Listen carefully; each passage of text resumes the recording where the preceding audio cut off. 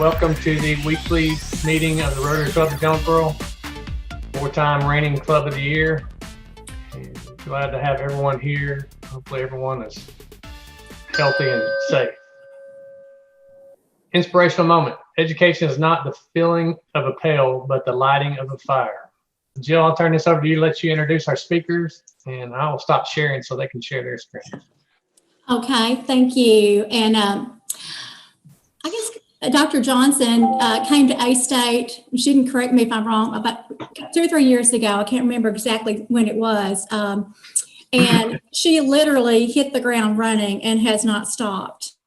And she just had so many ideas, and obviously the one big idea that it has just making such an impact on these students' lives that are part of the program is the HOWL, Helping Our Wolves Learn transition program. And it is for students with intellectual disabilities transitioning from high school into college or their life after high school, and teaching them lifelong skills and so forth like that. And it made me think that I guess probably one of the last big social engagements that we had before COVID changed our lives was the masquerade, or the 20s party. I'm sorry, the Roaring 20s party that we had at A-State that was highly successful due to her work and her staff, all their efforts. And so it raised a lot of money. And so then they brought in students this summer, and then in late summer, and then they began to take some classes that she'll tell you about. And then the wonderful gentleman that you'll hear from took on an excellent project that I said, I want to share this with schools and the Rotary and as many people that we can hear about it, because it's just a wonderful program. So Dr. Kristin Johnston, appreciate you being here with Davis, and we look forward to hearing from you.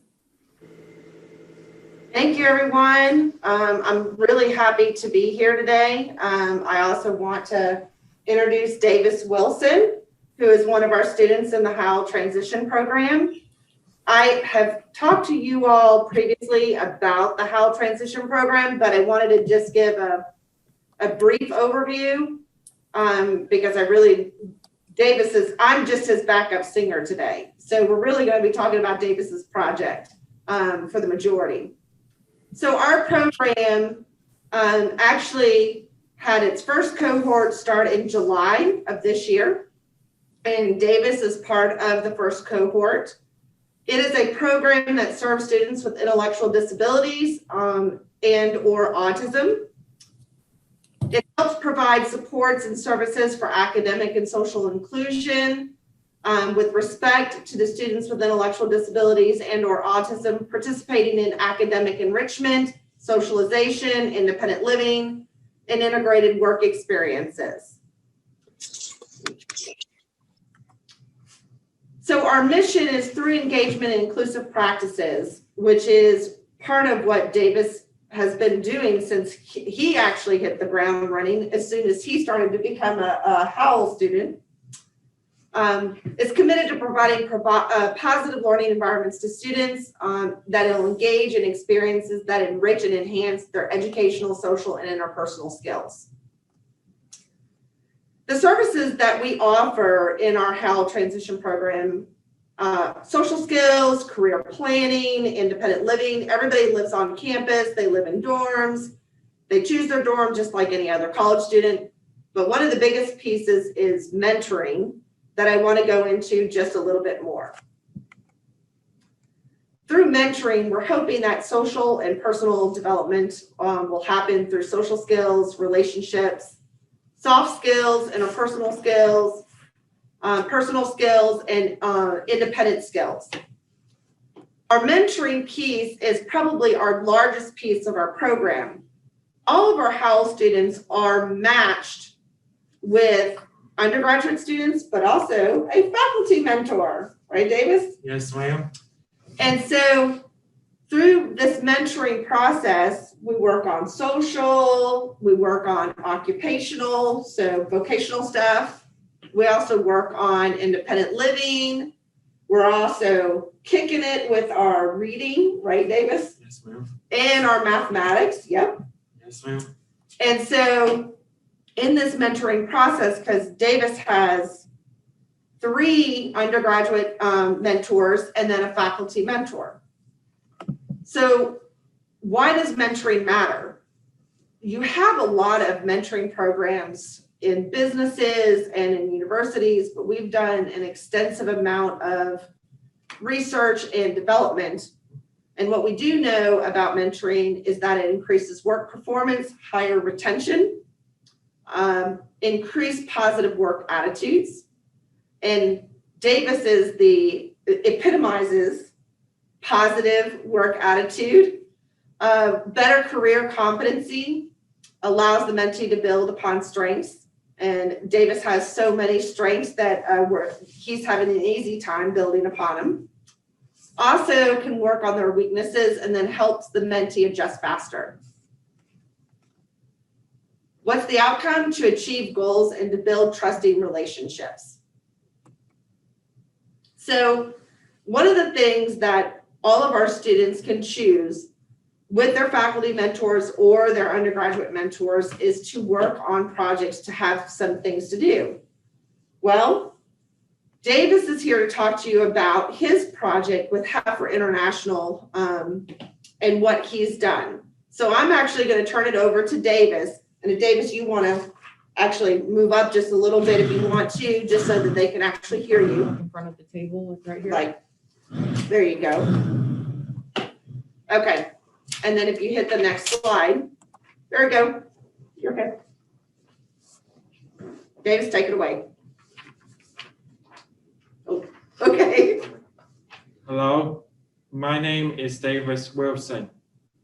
Thank you for the opportunity to talk about HOWL International. I first learned about HOWL in high school.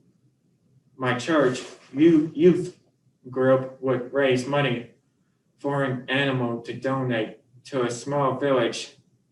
This animal would provide a reliable supply of milk for those individuals. We take something like that for granted, but for a remote poor village, this provides important health benefits. HOWL International was founded in 1944 by Dan West. He was a farmer from Ohio. Dan was a missionary who directed a program to give rations of milk to hungry children while I was discussing charity projects with my mentor, Dr. Chris. We found out that HOWL International sponsors a program for young girls to be able to attend school. In many countries, only boys are able to get an education. I decided to sponsor a girl for school. As my project, it takes $275 to be able to send a girl to school. Today, I have raised $310.50. By doing this, I have been able to not only provide an education, but also buy ducks to provide food for many families. I want to continue raising funds to help as many people as possible. Thank you for your time and allowing me to speak for those in need. Very nice. You want to move back to your, there you go. So let's just talk about this a little bit. All of the mentees, and that is Davis and the rest of the students in the HOWL transition program, came in they took a survey on what their interests were, but also more importantly, can you check them more on there? Because it's flashing. But also more importantly, so did anybody that wanted to, do you see the more up there? I do not. Oh, There we go. probably the chat. Yeah. Okay. Oh, look at that. Okay. Great testimony. Wonderful, Davis. HOWL International is a great project. Great job, Davis. Okay. Did you see that one? Nice job, Davis. Did you see that one? Yes. Good. Awesome. Okay. Thank you so much for the feedback. So the other important piece of the mentoring was that people were matched on their values. And so every mentee and mentor that wanted to be matched needed to be matched on their values, but not, and also things that they like to do. But sometimes just because two people like reading books, they may not like the same types of books. Or as my students say, I like to game, but you may not like the same gaming devices that I do. Apparently, I didn't know that that was a thing, but the way I attribute it to is that I like typically historical fiction or nonfiction, and not everybody likes the same types of books. The one thing that we did find out is that Davis has a tremendous serving heart, a very caring heart, and that is incredibly important to him. And that was a big piece of who his faculty mentor is. And so who's your faculty mentor, Davis? Dr. Chris B. Okay, say that louder. Dr. Chris B.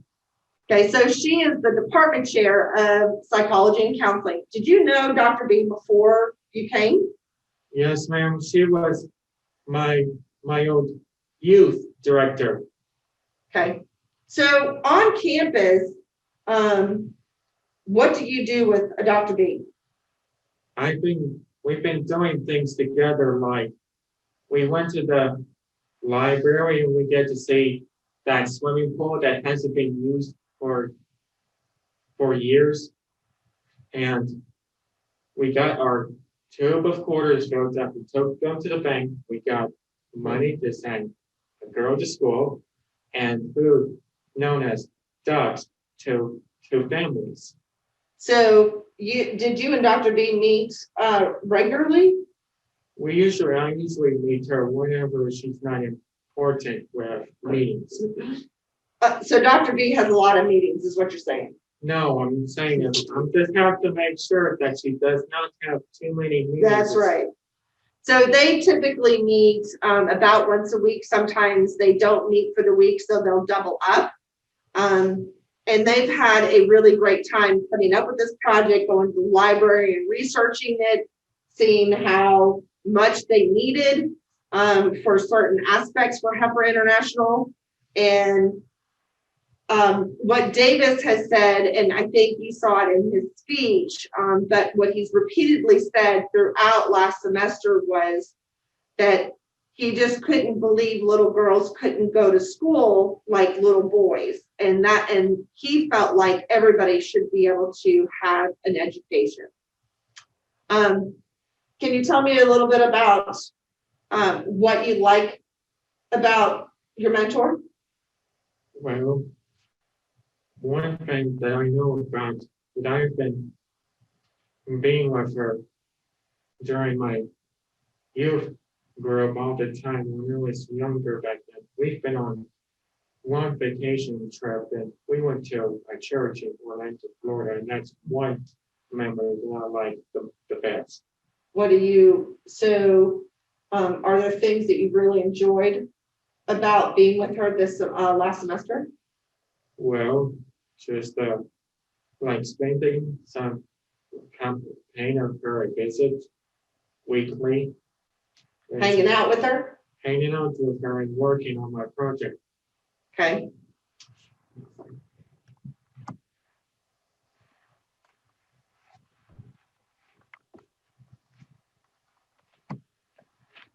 This is his poster project that he has in the department that he has also put out. If you also see a picture of him with a clear plastic tube, and he found out that it takes 1,100 quarters to get to 275, and so he filled up all those tubes, right?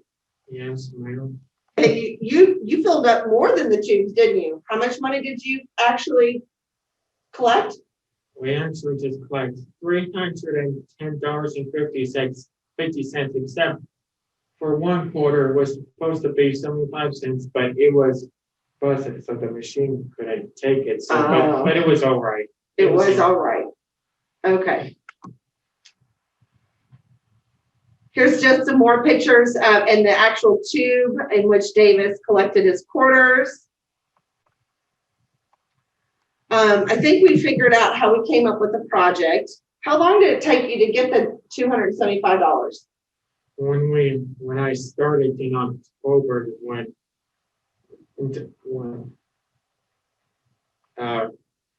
back months ago, before it was about to be cold season, and I'm just getting off this thing, but it took probably a couple of months because I never expected it to fill up a tube of coins this quick. So they were both very surprised. Dr. B was also very surprised that it only took him a couple of months to get to the 275 in quarters. One of the things that Dr. B, his mentor, said is, I've learned so much and gained such an appreciation for Davis. I'm blessed to be a sidekick and partner in crime on all their adventures. Davis likes to ride scooters, and so she is also trying to learn to ride a scooter. He goes around campus and learns everything about campus. So they've had a really nice job they've had a really nice time in their mentoring. Anything else that you learned about your project, Davis? What I learned about my project was that this headquarters was founded in 1944 during the 5th year of World War II, but I hope someday and during the spring semester, maybe in March, if it's safe enough, me and my colleagues and some of y'all would like to come with me to Little Rock to the Heifer International, where there's a farm, village, and museum where you can see the old stuff and farm animals, pets, and we'll go there if it's safe enough, and we're going to take a field trip. Okay. We will definitely take a field trip. So one of the things that so Davis and Dr. B went to the deans in the College of Education and Behavioral Sciences after he got his check. And what they decided was that they would match donations. So every time that Davis can earn $275, the college will match it. So that because right now they matched his first donation. So how many little girls have you sent to school now? Well, when I first did that project, I only sent one girl, and the rest of the money I spent $20 on ducks, and I still have $15. So, but I decided to give it to the headquarters and see what they can do with it, with their decision. So then the College of Education sent 2 girls to school. So you two combined sent 2 girls to school. So now you're trying to match. Now you're trying to raise another $275, so you can send another girl to school, and the college will match that and send the second girl to school. So every time that Davis raised $275, the College of Education has said that they will match the funds to send another little girl to school. But Davis, what's your next step with this project that you would like to see? How would you like to see it grow? So we're looking at, Davis and I have talked about this, and we're looking at collaborating with you, Jill, on seeing what schools we can potentially get to start their own. And I know Chloe and Davis are really two peas in a pod. Chloe, you can't see off camera, but she's helping me with all the mechanics behind this, of going and seeing if we can get the actual tubes and build them so that we can hand it off to a school so that they can collect the quarters. So 1,100 quarters. That's a lot, but that would be great. I know there was a question in the chat about if we wanted to, if any of us individually wanted to donate to Davis's project, how would we go about that? I think probably the easy, I'll have to think about that and get okay, but it may be through PayPal. That way that I can then send it, because a lot of times the accounts at the university don't have something tied to it where you can just donate money. And so it may just be that my PayPal account, and then I will make the donation public unless you don't want me to, just so there's accountability. And that way we can raise funds that way, if you all like to donate that way. Okay. Yeah, we'll just need to, I guess we just need to get that information and we can put it out there. If anybody wants to donate, then they'll have that available. I will follow up with an email with Jill. That would be super awesome. Okay. That'd be great.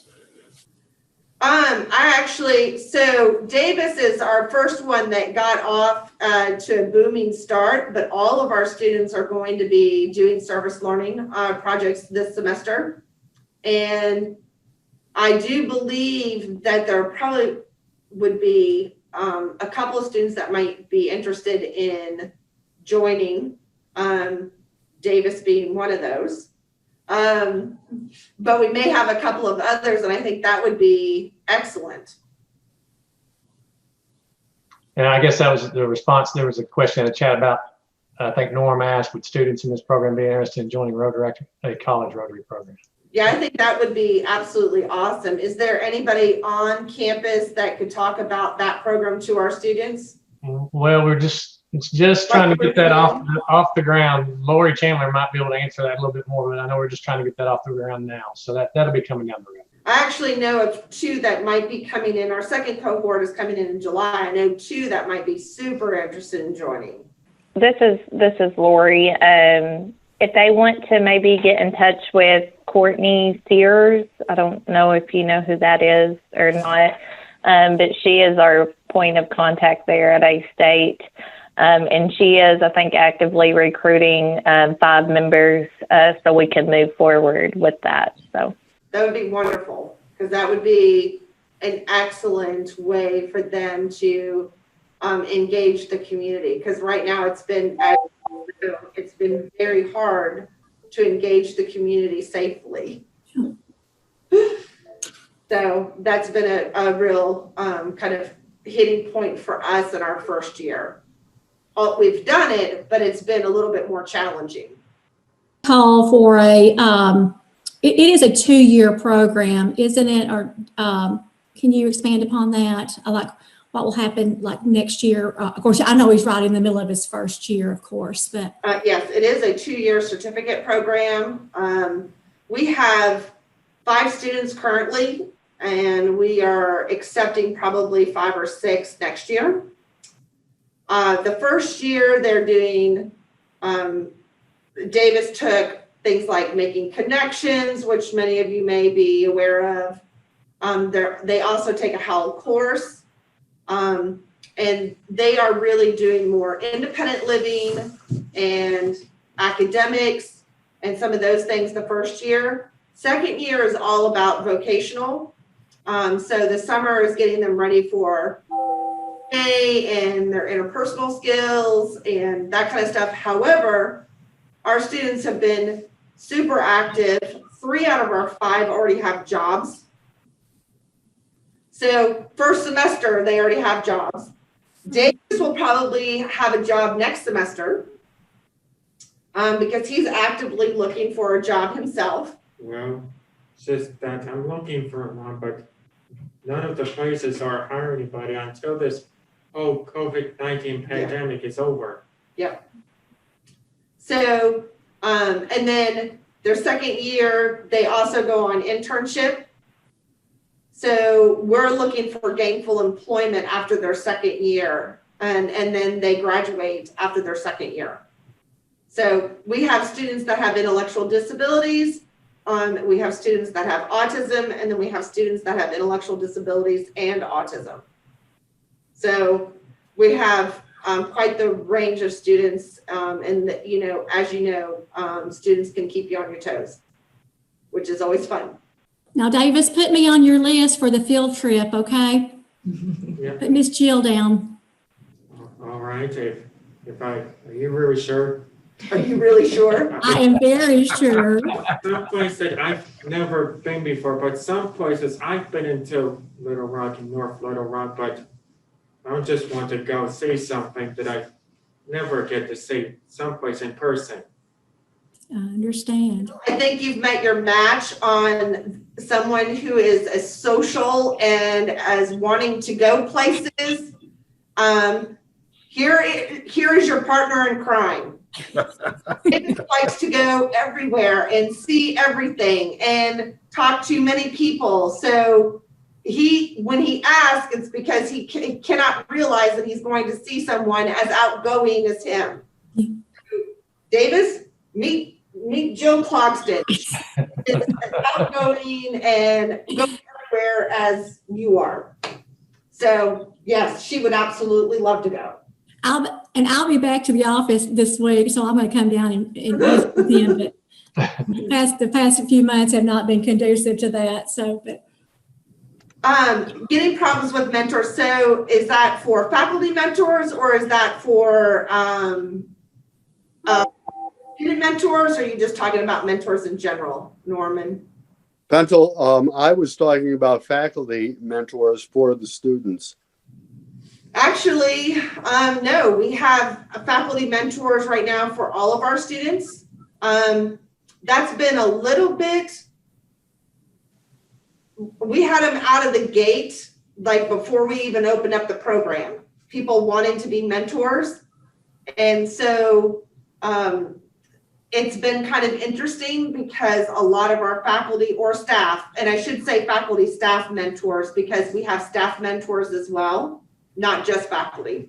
But that's been a little bit interesting because some of our faculty, as you know, have taught completely online. So that relationship has been a little bit different, although all of our students have regularly met with their faculty mentors, either through like Zoom or FaceTime. They've done activities, they've played games, they have worked on projects. So not necessarily. It has been a bit of a challenge because a lot of students and a lot of faculty and staff are just not on campus. But no, we haven't had any problems so far. We would love anybody that wants to be one, though, because we have 5 to 6 new students coming in July. Would you accept non-faculty mentors? Absolutely. Okay. And another, do you have any issues or let's say getting opportunities for volunteering for your students? I don't think I heard. Well, I'm sorry. You want to get your students involved. Do you want your students to be able to volunteer for different projects? Yes. And do you have, is there a way to make suggestions about that? I'm all ears. Okay, I'll be in touch. Absolutely. Absolutely. Say that again. I said, just thank you. I'll be in touch. Okay, absolutely. We would love to have opportunities. Several of our students have already volunteered and done some things. Others, they've had to put more priorities on their schoolwork and their job to make sure that everything is going a little bit more smoothly. But they have all expressed interest in volunteering. So we would love as many possible opportunities, because our students, just because we're housed in the College of Education, we only have one student that's actually interested in education.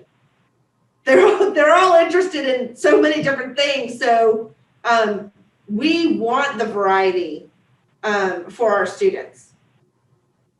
Okay, does your program coordinate with Project Search? We do not, that is a completely separate program, Project Search. Now, do we talk to them? Yes. Do we have conversations about different things? Absolutely, but our programs are completely separate from one another. Okay. Can Davis tell us what type of job he would like to have at some point, when COVID is just a bad memory, what type of job? One thing that I've looked up that I can be at one around the university as the parking officer, and some others around town. I hope someday that new Malco movie theater on East Johnson will be open, and I would like to, or be a restaurant busser at a restaurant. One of the things that Davis is incredibly passionate about is history, or having a deep knowledge about things. He also likes uniforms. And so we thought about things like a docent at a park, or at so something along those lines.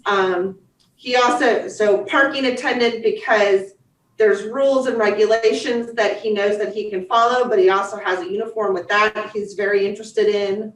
So we've been looking at those kinds of things. He also loves the outdoors. Game warden has come up several times because he loves the nature center. Chloe and him went to the nature center. He's been a million times, and loves it a lot there, right? Yes, I remember the first time I went there, it was on a school field trip when I was in 3rd grade. Yep. This was Chloe's first time at the nature center in Jonesboro, but she'll take me to the one in Little Rock maybe this summer if it's safe. So he loves all of those things. Right, that's wonderful to know. All right. Any other questions for Kristin or Davis? That's a great job, great program, and great project, Davis. You did a great job on that, and good luck. Good luck going forward. So I'm sure, like I said, we'll get that information about making donations and see what we can do to help you out. I definitely will send that in an email. And what do we say at the end? Wolves up! Great job, Kristin and David. Thank you.